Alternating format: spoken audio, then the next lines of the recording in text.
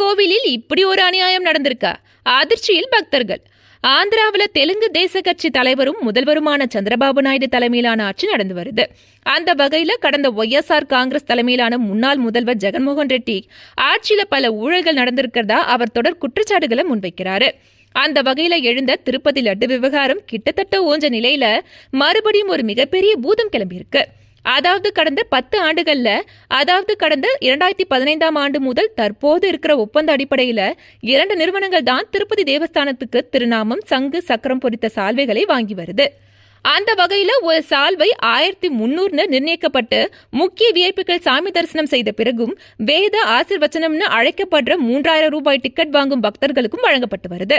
சால்வைகளோட தரத்துல ஏற்பட்ட திடீர் சந்தேகம் காரணமா சோதனை நடத்தப்பட்டதுல அப்ப தேவஸ்தானத்துக்கு வழங்கப்பட்டு வந்த சால்வைகள் பட்டால செய்யப்பட்டது இல்லைன்னும் பாலிஸ்டர் அப்படின்னு கண்டுபிடிக்கப்பட்டிருக்கு.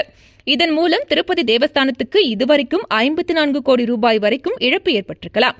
இது குறித்து லஞ்ச ஒழிப்புத்துறை அதிகாரிகள் தீவிர விசாரணை நடத்தி வராங்க.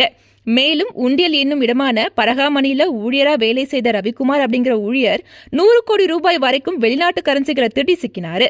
அவருடைய சில சொத்துக்களை பரஸ்பர அடிப்படையில நீதிமன்றம் பறிமுதல் செய்தது குறிப்பிடத்தக்கது.